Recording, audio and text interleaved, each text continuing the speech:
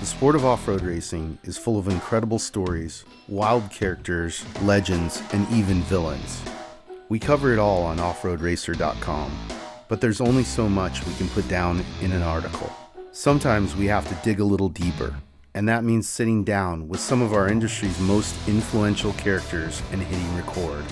Welcome to the Off-Road Racer podcast, a Mad Media production, made exclusively for offroadracer.com.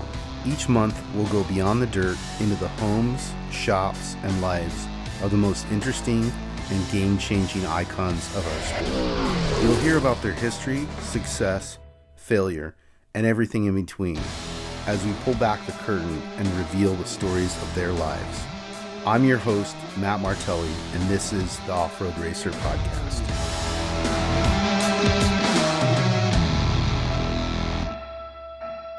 I'm Matt Martelli. This is Off-Road Racer podcast, and I'm here with Brabec, Ricky Brabec, literally right now the baddest motherfucker on the planet. I mean, 2 Dakars, and what are you going to do next? Yeah, first off, thanks for having me on the show. It's a pleasure to be here and checking out the studio. For what's next, I don't know. I've been home a week. Yeah. And I've been thinking about it, for damn near 5 days. And for the moment, I don't know. I mean, obviously, we reached the top of the totem pole, but there's always, we reached the top of the totem pole in, I guess, motorsports and 2 wheels and winning, the biggest off-road race in the world. But there's always more to do. So I think it's just finding the right, avenue to go. And like I said, I've been thinking about it for 5 days, so I'm not sure. Yeah, and I don't mean to put you on the spot. I kind of hate it when people do that. It's like, let's just talk about what you've done, right? So, in all of motorsports, there, and not just off-road, but all of motorsports, there is no contest as gnarly as Dakar, right? It's the amount of days, the physical, the mental part of it. And that's in a car. You did it on a bike, and now you've done it twice, right? So there's no mistake of like, how much of a badass you are, right? It's like just in case you guys were wondering, I did it again. Yeah. I mean, we did it twice. We got close with a second place, and we had a mistake or a failure in 19, but it's been 4 times really close, and I mean, I like the challenge. I like, the focus is definitely the hardest. It's been 9 years I've been doing this, and, it's like every day you're thinking about it. You wake up thinking about it. You go to bed thinking about it. And you go to bed, you wake up thinking about what you can do to be, the next step or the next, what can you change to be better than you were, previous. But it's not easy, dude. The focus, the stress, obviously training, being in shape, training on the bike, training off the bike, it's a lot. So for what's next, I don't know. I mean, right now, obviously, we won just 2 weeks ago. Yeah. So right now, we're like... Just enjoy it for a minute. Yeah, well, trying to enjoy it. But, like I said, I'm thinking about what we can do next. So obviously, we won and we're on like a winning high. And right now, like, I'm ready to go back, next week and go fight again. Yeah. But... unfortunately, the Dakar, we got to wait a whole year, so time will only tell. So when you come back and you've won and you're like, cool, now I get to rest, does your body rest, or are you still in war mode? No, I mean, it depends on how your race goes. If you win, I mean, like I said, 2 weeks ago was the win, and I'm ready to go. But I mean, if I had a bad Dakar, yeah, I'd probably be like, okay, I'm going to go home and rest and do nothing. But right now, I'm fired up. I want to go race, I want to go do the next thing. But rest was nice for the week, but now I'm ready to ride. I can't wait to go back home tonight and ride this weekend. Some rain's rolling in, so I think it'll be good. That's rad. Yeah, talk about your race a little bit. It seemed like really this year, especially, like you kind of had a command and you put together a really good game plan and didn't have a ton of drama. No, rally's so unexpected. You can go think you have this master plan, but most of the time you're sticking to, plan B, C, and D, because plan A is the perfect storm. And, I think, honestly, we had, plan A, the perfect storm in the rally, but you can't go into the rally saying you're going to have the perfect ride and whatnot. You have mistakes here and there. So Every day was its own challenge. The first day, I started kind of like mid-pack, and all the other manufacturers and like top guys started, behind me. So obviously I was the guy being hunted.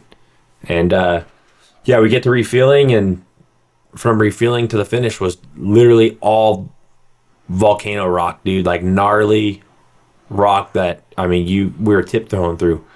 And I was like in front of the group, or in front of the pack, just in my head thinking the whole time, like, man, these fucking guys are behind me. They're going to catch me. I'm going to lose 15 minutes today. I don't want to make a mistake. Ended up making like 4 or 5 mistakes, just small ones, like missed a corner, went the wrong way for, like 300 feet, turned around, whatever. And at the end of the day, no one caught me.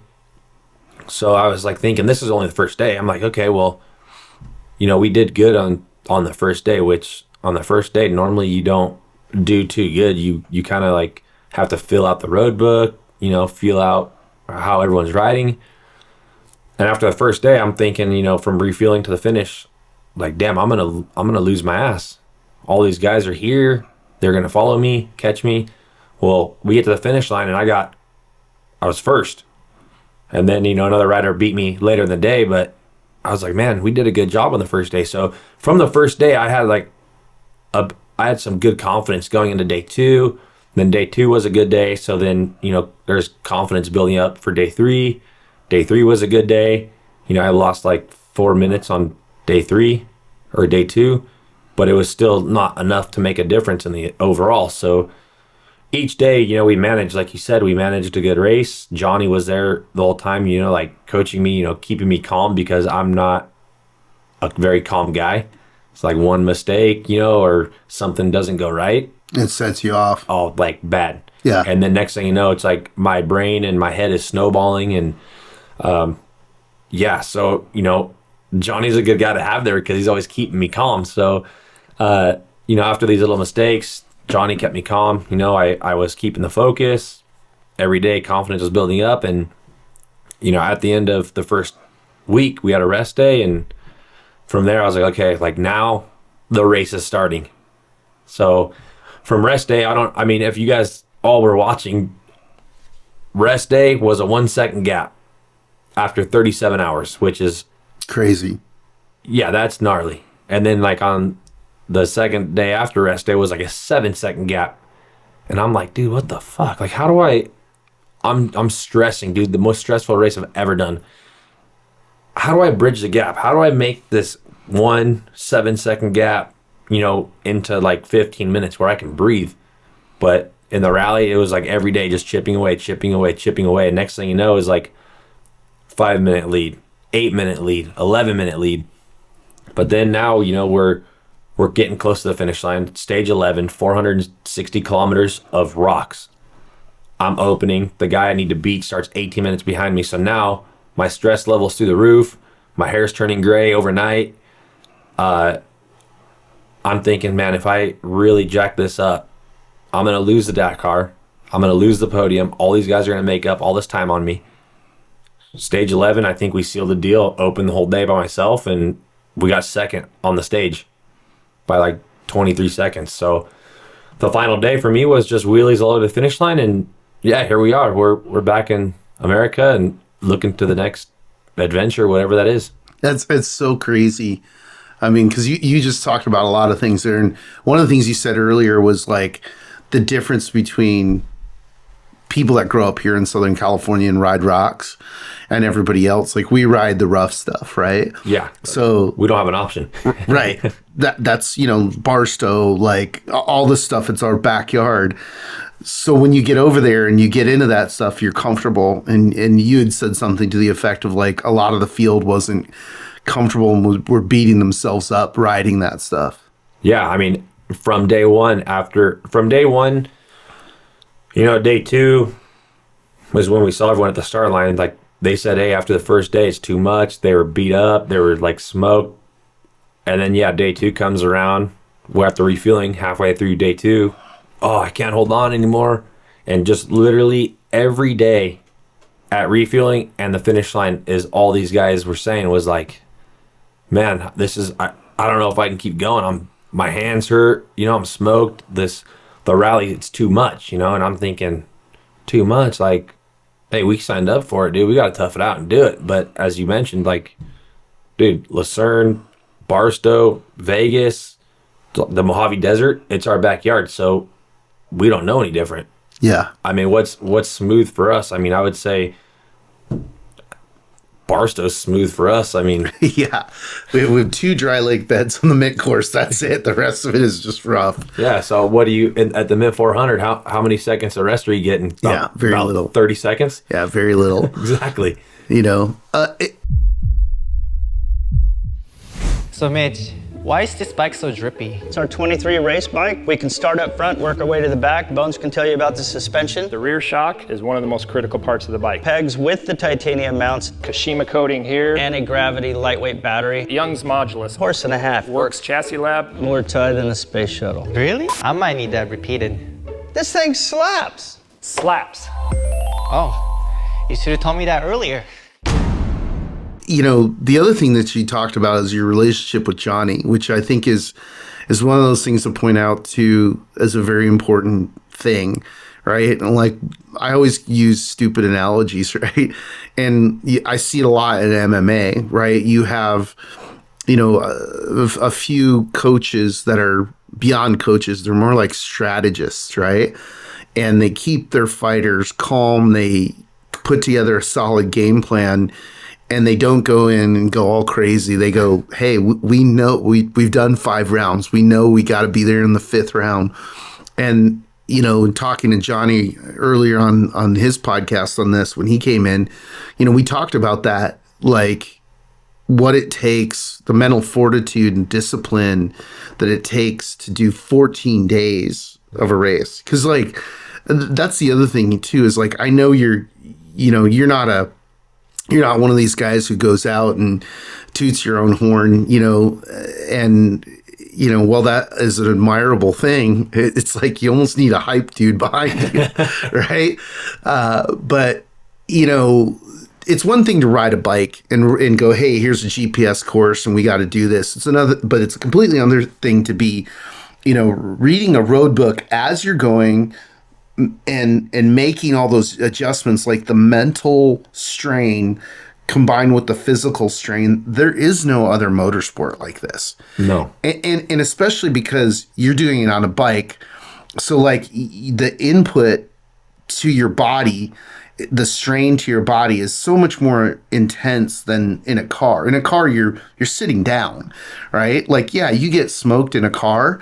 Your upper body gets smoked. You get a little bit of, ankle pump and stuff like you get beat up and stuff, but not compared to a bike. I mean, the other part of it was Johnny and I were talking about how there was this era of, in the late 80s and 90s where the bike racers were as important, if not more important than the 4-wheel guys.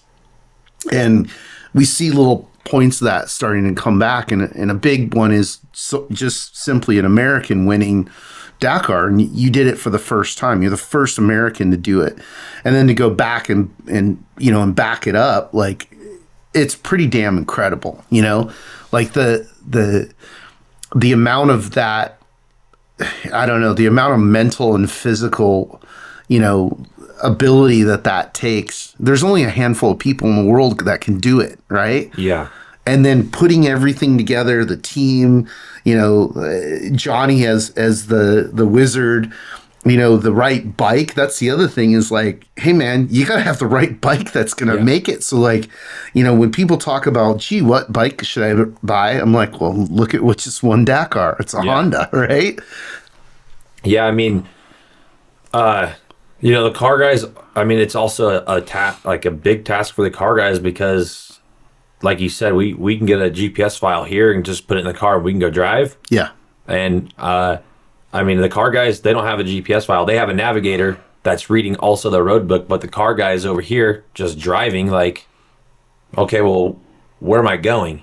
And I'm on the bike. So I'm like thinking in my head, okay, well, if we're in Saudi Arabia and there's no off-road vehicles and there's no bikes and I'm driving a car, I'm going to take like the freshest lines, it's got to be a damn racetrack. You know, if you start 4 hours after everyone else, like I'm going to take the freshest grooves over here, right? Yeah. And it's not easy. I mean, on the bike, we spend most of the time looking at our map.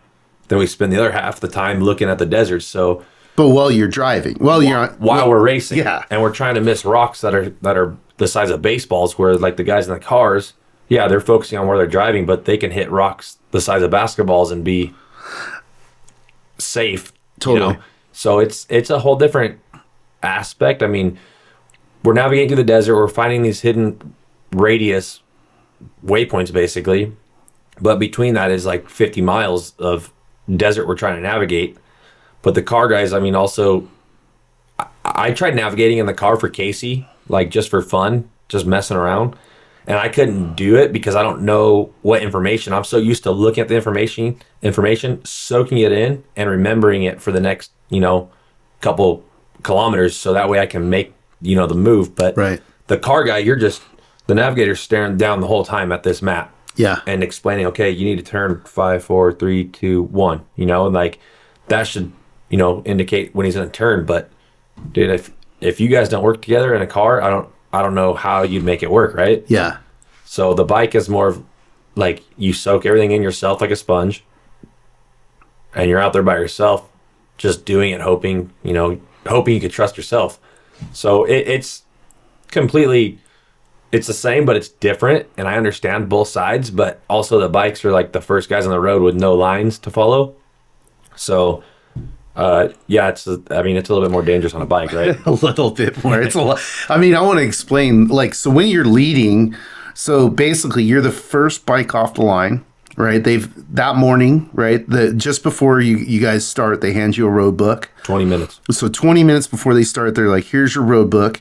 And it's not like a GPS file where it's like, well, over here is your final destination. It's point by point by point, right? Kilometer by kilometer, yeah. So, and the other thing too, and I was really curious to see this. So I went over the first year that Dakar went to Saudi, was you can put me in the Baja Peninsula and I'm like, cool, I can walk, anywhere, it might be a 15, 20 mile walk, but it's 15 or 20 miles. I feel safe and I know where I'm at. Totally. Right.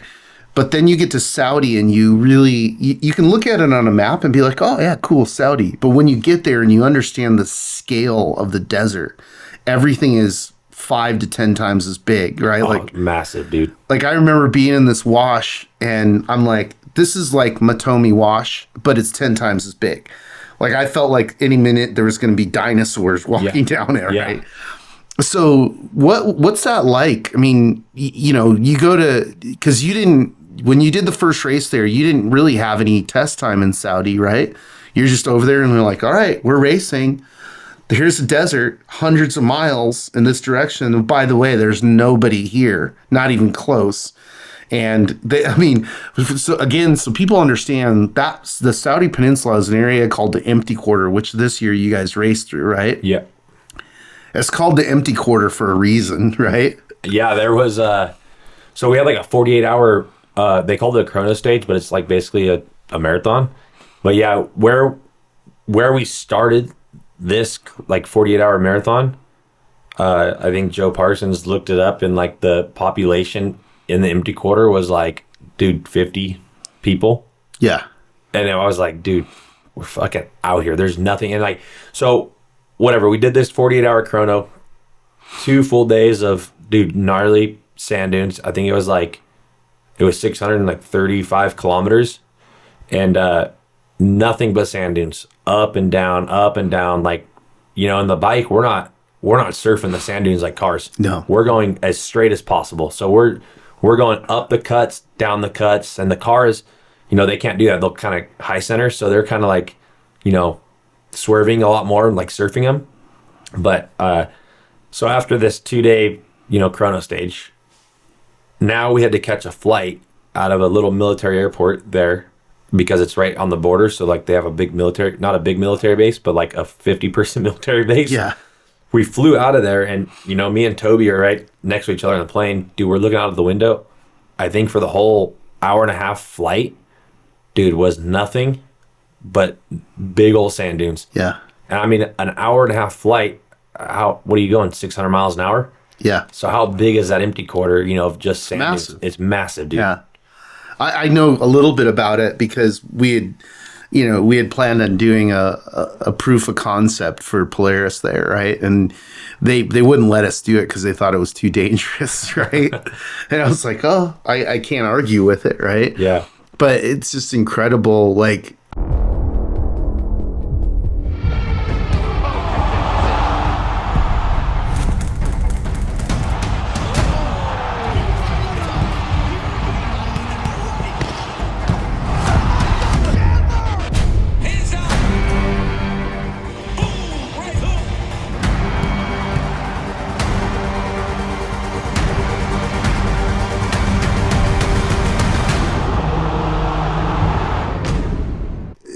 what does it feel like, at the end of a stage, you're physically smoked, you're mentally smoked, let's say you're halfway through the rally and you're like, I've got 7 more days of this.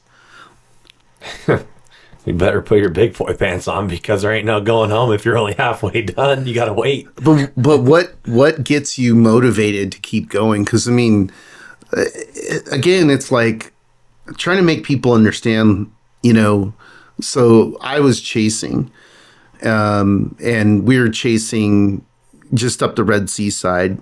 And so for 3 days, and I think we were averaging 200 to 300 miles on the road a day chasing, right? And I was smoked. Physically, I was smoked. I was getting to our hotel, taking the half-ass showers that they have there, falling asleep, and, getting up a few hours later. Doing it all over again. And then I would come to the bivouac, and I remember, I think it was Sir Dupre looks at me and goes, "Oh, Matt, you look tired." And I'm like, I'm gonna be okay. You guys are going, right? And so what's that? I mean, how do you mentally overcome that? That's honestly, like, I mean, dude, that's the hard thing.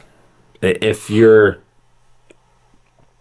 like pay to go do it for the experience, I mean, it's pretty brutal. So I don't know how those guys do it, but if you're a factory rider and you're more or less expected to do pretty good, right, then you don't have a choice. But like if you're winning or leading or close to leading and you have a chance, then you wake up every day fired up, just trying to like inch your way to the top. But if you're like a mid-pack guy, I mean, I don't know. I know for sure it's brutal. I mean, dude, my ass was bleeding after 3 days because I had like some wrong underlayers, and like, dude, my pants were sticking to my ass, like full on bleeding. And I was like, dude, fuck, what do I do? Like, I can't sit down, I can't stand up because my friggin' pants are sticking to my butt. But I mean, it's just part of it, dude. It's an experience, and it doesn't get easier, dude, as the years go by, because we're up at 3 a.m. We're riding down the highway at 4 a.m. And dude, going to the empty quarter, we left at I think like 3:45 in the morning, and we had 550 kilometers to ride on the highway before we even started the special. So you're already smoked, dude. Yeah, you're smoked from riding the highway for 5 hours. Yeah, like, dude, we don't do that here in America. We put our bike in the vehicle and drive with the heater on. Yeah. So it's like these elements, dude.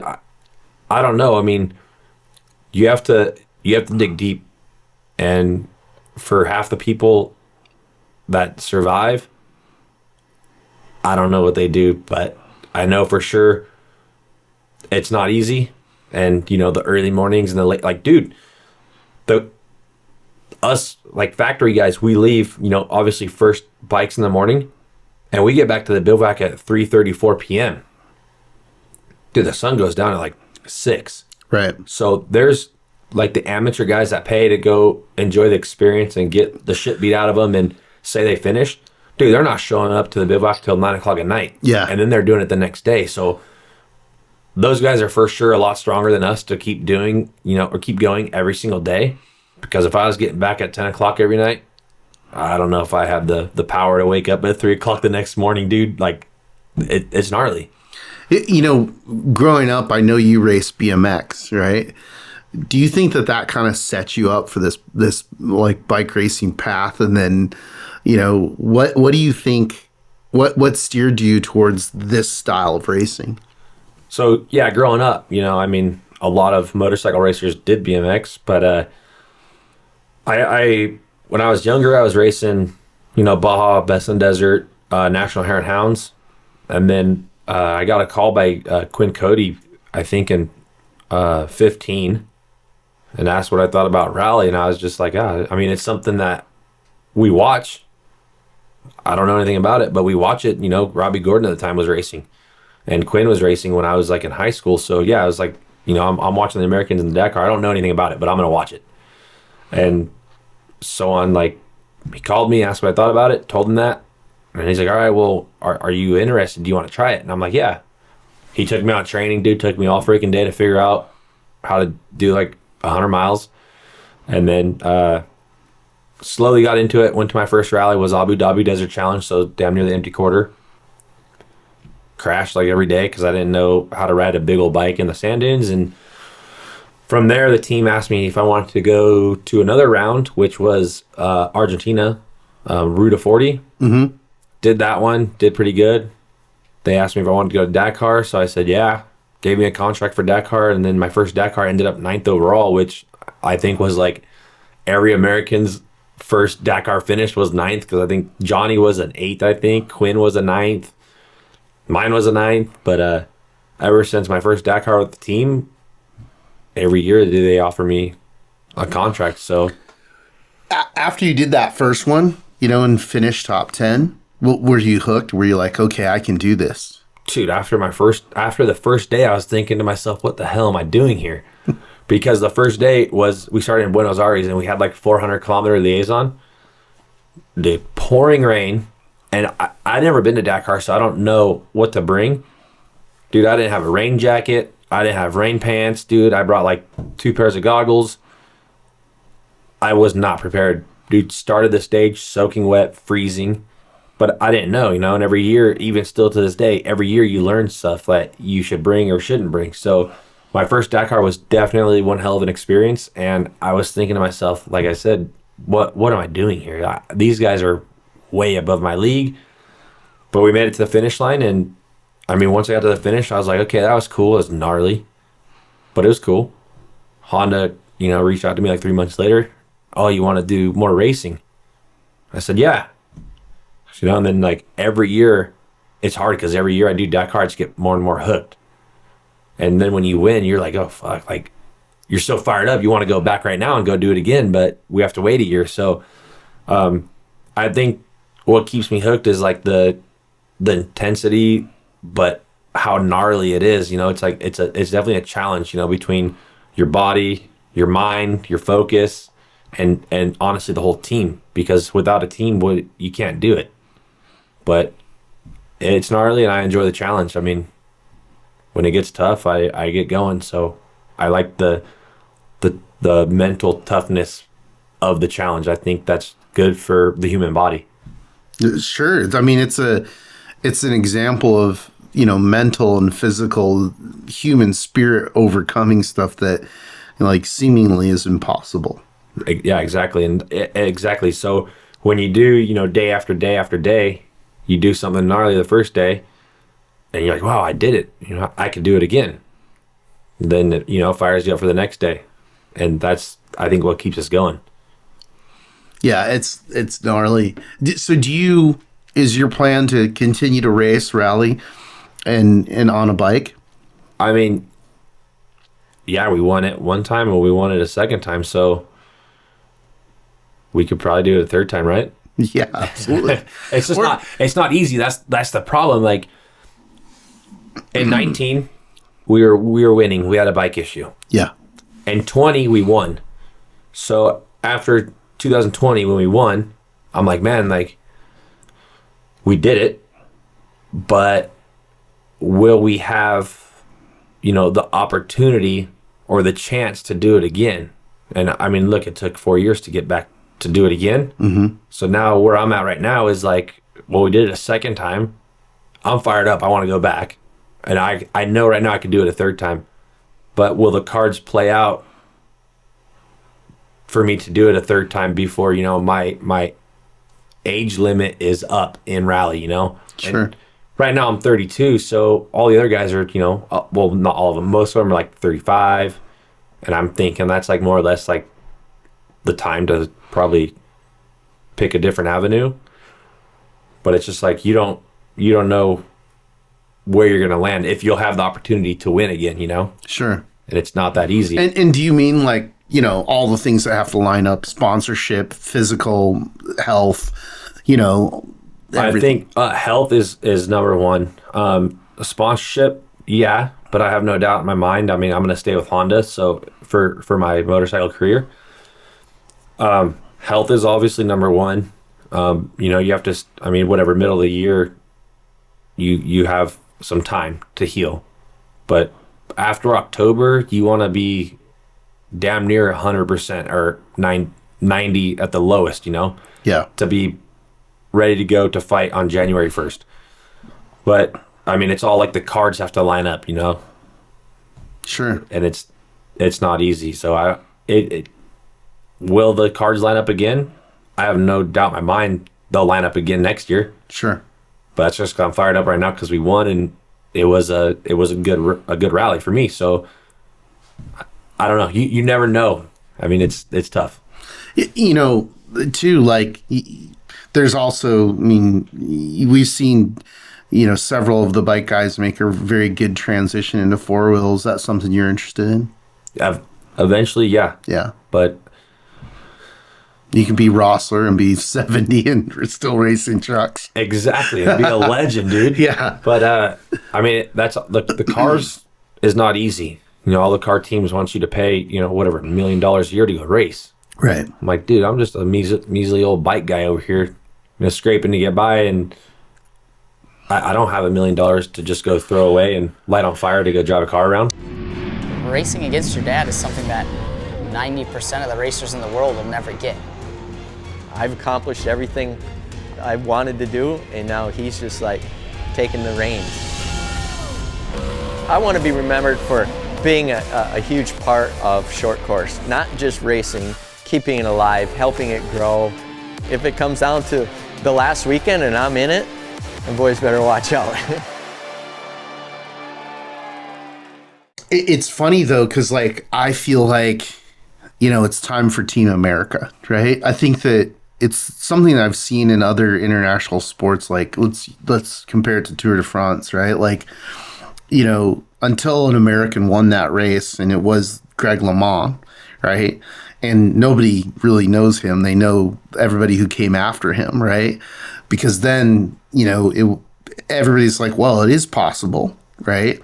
And, you know, it's also like the change in kind of international motorsports with F1 becoming popular here. That's kind of shifting a lot of things, right? So, and then when you look at you look at Sarah, obviously, you look at AJ, you look at, you know, Mitch Guthrie Jr., you look at Seth. I mean, it's a funny thing. I remember going a couple of years ago, and it was the first year Seth and Mitchie had gone, and I was standing next to Cyril and a bunch of the OG guys, and they're like tripping on how fast these kids were. And I'm like, yeah, dude, we've got an army of these kids coming, because they all started at 6 years old in trophy carts and UTVs, right? And that wave is growing, right? And I think too, like, it's about the ideas becoming weaponized. Like, every kid on a bike in America has now seen Ricky Brabec win Dakar twice, right? And so now it's in the realm of possibility. And I think that creates a lot of momentum, not just for bikes, but for four-wheel vehicles too, of like, hey, we have the talent, we have the knowledge base, you know, we definitely have the mechanical skill set to do vehicle builds and all that type of stuff. So I really feel like, you know, it's time for Team America. We have all the right, you know, all the right things going, you know, whether that's, you know, Ford, you know, GM, Toyota, whoever that ends up being for a platform, I think it's there, and I think that they need it because, like one of the challenges Formula One's going to have over the next few years is like, cool, they're getting an American team, but it's going to be years before there's an American driver that can play at that level or compete at that level. Whereas in Dakar, I'm just going to call it right now. I mean, they could take you or some of those people that I mentioned, stick them in, a capable four-wheel vehicle, and it would automatically be a threat to the podium, So it's interesting times, right? And I'm excited. I love seeing the battle between, all the different countries and the different disciplines and the different ways of approaching, everything from the style of driving to the vehicle builds to, the mental part of it, right? Like that's one thing that the French are very good at. Is the idea of marathons. Is like when you look at everything they do, they're like, let's have a race. Well, let's make it a marathon. Let's make it a multi-day thing, right? Let's make it gnarly. Yeah, we will grind you out, right? Yeah. So, but now we've adapted, right? Now it's like we're figuring it out. Yeah, and like let's be honest, like we're savages. Americans, we want to go super fast and have all this horsepower and everything needs to be giant, and it's like right? Yeah. And they're very, very finesse, right? 100%. And they're like, no, my friend, I can't do a possible. French accent very well, but it's like, no, my friend, this is going to be 14 days of racing, I'm like, oh, okay, that changes everything, right? Yeah. And I mean, if someone's out there and wants to, do Team America, I'd be in. Yeah. For sure. I mean, we have the experience. We've been there for, a couple Americans have been there a couple years. Yeah. I've been there, I think, the longest, but it's definitely the future. And I think for my future in rally raid, like, because I am younger, Yeah. I think, okay, we won on a bike 2 times. Right. I mean, yeah, we could do it 3 times. And I want to go like Peter Hansel, multiple classes and Sure. try to get a win in multiple classes. So I think that'd be badass if, American can do 3 classes, right? Yeah. Like you can have a bike, you can have a side-by-side, and then you can have, a T1. I mean, we could skip the side-by-side and go directly to T1, but, Yeah. I think it'd be cool to have like a Team America, and try to put a threat to the podium, because I have no doubt in my mind that we can definitely do that. Yeah. Yeah. It's funny too, because one thing I've noticed about you is your style, right? And you're not like a lot of these guys are jocks, right? And they're just like, they're gonna wear, whatever the team cowboy hat or whatever, and it's a cookie cutter thing. But you've always had more of a punk rock aesthetic. Yeah. Where's that come from? I grew up in the desert, dude. I do things how I want to do them and when I want to do them. I don't know. But yeah, no, I get a lot of, I guess, shit from the team because I'm like you said, I just kind of go with the flow, but don't really I don't wear all the team gear all the time. Obviously my hair is freaking a long mohawk basically. And yeah, I mean, it's just, I want to be different. And I think that's what keeps me going also, because everyone's like fitting in and I'm just like, nah, fuck that, like let's go over here and do this. Yeah. Does that come from the music you listen to? No, I think I'm gonna blame my dad for that one. My family, I don't know. What type of music do you listen to? Yeah, definitely some punk rock. I listen to everything. Country is not really my thing, but yeah, like Bouncing Souls, Ramones, Authority Zero, Machine Gun Kelly, Eminem, listen. A little bit of everything. A little bit of everything. But everything that represents the middle finger. Yep. Yep. That's what I figured. I'm like, okay. It's funny because, again, it's like, this is a team sport and you have these teams put together and there's this tendency to want to whitewash everybody's personality. And I think that that's a mistake. I think that that's one of the things that's fucked up NASCAR is they've done too much of the bleaching of the personalities. And so when you look at this, it was like one of those things where I noticed right away, I'm like, he's got a little punk rock to him, you know what I mean? He's his own person. Yeah, I don't want to be a robot, you know? Yeah. And it sucks because, dude, I was just at Anaheim 2 doing some Honda obligations, having fun, whatever. But their schedule is so, like, crammed, you know? Like, those guys are, you know, they're being tugged six different ways, and they only got 4 limbs, and they're like, all right, we got to go, you know, the media person or the guy that's in charge of the riders, all right, we got to go over here, you know, 5-minute interview. And then next thing you know, after that 5-minute interview, they're going to another 4-minute interview. And then Right. after that, they have an 11-minute interview. And it's like, dude, when I'm in Dakar, like, don't bug me. Yeah. Like, when I'm ready for an interview, you can stand outside the motorhome all you want. I'm not going out there just to do an interview when I'm in the middle of my lunch, you know? Sure. So, yeah, like I said, the robot thing for me is not a thing. I'm my own person, and you know, if I'm chilling and you go on to do an interview, like, and I just got done riding all day, Yeah. like, dude, give me 10 minutes. Let me eat some freaking lunch. Yeah.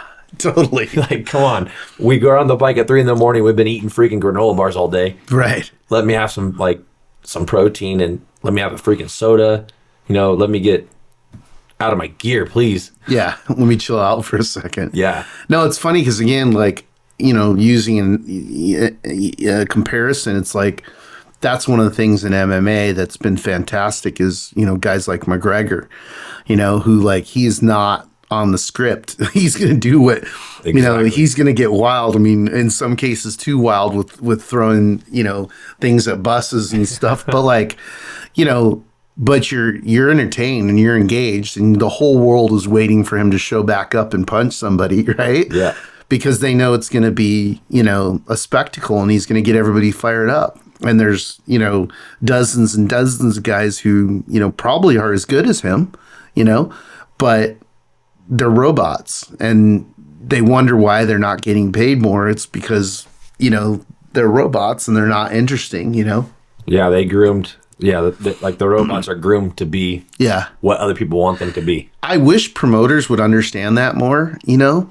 And I know, like, you know, as a promoter, like, we need to sell a product, you know?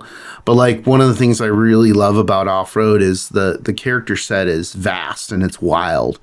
It's not one type of person, you know? No, it's multiple. Yeah, and that like letting people come, like, share their personalities, I think is a good thing. But, you know, we're different. I don't come from, like, factory programs. I come from skateboarding, where it was like, you want the wild dude, right? Yeah. You want the hip hop kid, and the, you know, the wilder the better, because that gets people engaged, you know? So they're like, oh, I like this dude. He's like me, you know? He's not perfectly polished and doesn't say all the right things and doesn't wake up with perfect hair. And, you know, and all that kind of stuff. So, no, that's cool. Attention Off-Road Nation. The Unlimited Off-Road Racing Championship comes roaring through Parker, Vegas, and Barstow in 2024. It's 3 of the most prestigious and competitive off-road races in the sport. It all starts with the return of the Parker 400 in beautiful Arizona, January 10th through the 14th. Then it's the biggest, baddest, most grueling off-road race on the planet. The BF Goodrich Tires Mint 400 comes roaring back into Sin City, Las Vegas, March 6th through the 10th. And finally, the climactic conclusion of the Unlimited Off-Road Racing Championship, the California 300, returns to Barstow, October 2nd through the 6th. Visit unlimitedoffroadracing.com for complete details. The 2024 Unlimited Off-Road Racing Championship is here. And that's what I like about off-road is, like, I mean, you go to motocross or supercross, everyone's the same. Yeah. But you go to off-road and it's like you said, there's so many different people and different styles, you know, and I think that's cool because everyone more or less is themselves. Where I think, you know, in MMA or supercross, like, they have to be this perfect person, where I don't want to be that perfect person, dude. Yeah, and I think that's the strength. I think that's your character strength, is, like, you know, people are following you and they're going, hey, this guy's, he's from SoCal. He's one of us, and he looks like one of us. And he acts like one of us. It's not like, hey, they whitewashed him and turn him into this dude who's like, I'm giving the right answer every time, right? That's boring. Yeah, no, I agree.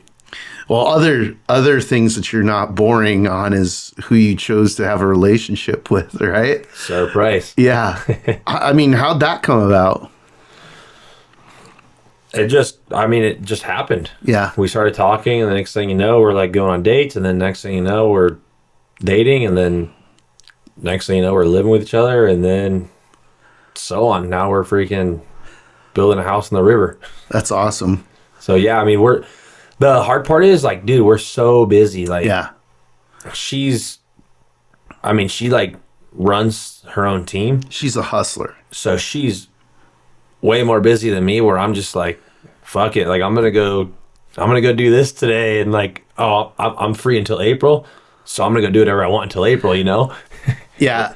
She has to, manage cars and cars being places and, signing up for this, signing up for that, lining up people to, pit, or, for me on my end, I just wait for that plane ticket, right, hit the airport with a bag, and I'm out of here. But between that, I'm all over the place. Yeah. Yeah, it's interesting. I mean, obviously she won a stage this year, and she did fantastic. I mean, the thing that I really respect about her effort this year is she got there. Right? Like 100%. Like, people don't understand, like, the Polaris didn't go, hey, Sarah, would you like to race? She had to scrape all the money together to get over there. And it was, somewhere around $400,000. Right. Yep. So people, there's a level of commitment that she has that I really respect, because it's similar to what we do in the promotion side. It's like, hey, you have $500,000 or $1 million, you should probably buy a house, right? That'd be a good, safe investment. But no, what are you going to do with it? I'm going to go race. You're going to go race Dakar. And it's like up in smoke, right? Yeah. And you really have, fortunately, like, I know South Racing, those guys are really good. They have a good program. So she was in good hands, from that aspect, but she wasn't really being handheld by a team or anything like that. It was like, hey, figure this all out, right? Go do these other rallies, and then just go jump into the deep end and see how it goes, right? And man, she did fantastic. I agree. She brought her friend from Canada, Cynthia, to kind of like, go to the writers meeting and figure out information on the next day's stage, and also drive her motorhome. And then she brought Mitch Alsup, which I'm sure a lot of people know him here. She brought him, racer and badass car builder. Yep. 100%. Yeah. And she brought him to, manage her car, in the bivouac each night. So I feel like she brought a very small part of her US side and made her feel more comfortable there. Right. But no, for her first rally, I mean, she's not too excited about it, but everyone's like, hey, for your first Dakar, you did great. I mean, for one, like you said, the money just up in smoke. Yeah. And you made it to the finish line. So that's a win in my book. And yeah, she had an opportunity to be like really high up on the podium, I think second. Yeah. But I mean, a couple of issues. Dude, it's a Dakar. It's 12 days is 4,900 miles. So how could you go from Ensenada to Cabo, back to Ensenada and back to Cabo without having any mistakes? It's like you can't, know, and it's just something you have to manage. And I think for her first time getting a stage win, and I think every day, even if it wasn't a stage win, she was top 3 a couple of days, 4th a couple of days. Like, she was always right there. But what I tried telling her is like, all the guys that were beating her have been doing it for years. Yeah, it's funny because that was also one of the other things that, I've known her for a while. I love about her mindset is like, she doesn't show up to beat the women. She shows up to beat everybody. Exactly. And she just doesn't give a shit. She looks at men and goes, yeah, I should be beating that guy, right? Yeah. And I don't know. I just love that mindset, But yeah, I'd be shocked if, this doesn't lead her to a factory ride, because I think what she proved is not only is she capable of competing, but she's capable of winning, what not just winning the stage, but like the overall performance that she put on there with pretty much no support. Yeah. That was impressive. I agree. And every day, like trying to keep her calm wasn't easy. Yeah. And, our team had a little bit more information on the stages just because, like Sarah's side was, a Arrive and Drive paid program. Yep. But our team, is in, trying to get the most information. So, I'd kind of pass down some information like, hey, tomorrow, from start to midway is going to be rocky or fast or sandy, whatever. And then from, refueling to finish is going to be fast, rocky, or sandy, and I try to help her there. But no, she definitely proved that, like, she can do it. She can beat the men for sure. How much for you, that kind of leads me to Johnny. Like, how important is that for you? Is, to have him there and have his guidance? It's really important because Johnny, like we mentioned earlier, it's really nice to have, a solid, strategist or like a mentor. And that's what Johnny more or less is to me. And I look up to Johnny. So I work with Johnny all year round, with, the small bikes like the 450X and the rally bikes, mostly the rally bikes. But we're always trading information. We're always testing, little things, big things, everything more or less. And I feel like we work really well together. So just for me, it makes more sense to bring, Johnny. He's been to Dakar before, on a bike. He's been to Dakar with Robbie. He's been helping me for, I'd say 5 years, like physically going to Dakar. So, he's just as in tune with the rally as I am. And I feel like our minds work, good together. And he keeps me calm when I have a blowout, when I'm like freaking out or stressing. Right. It's interesting too in that dynamic because, obviously he had a massively successful, career racing Baja, right? And then got to Dakar and aged out really, got to the point where it's like, hey, I'm here. I can do it. But like physically, I'm past the age of competing for the overall. Yeah.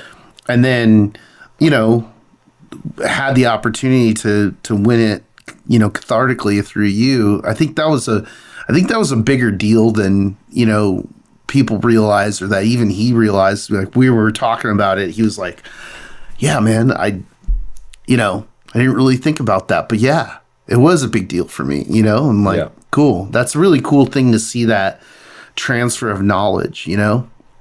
I mean, and we together, we got on the podium 3 times.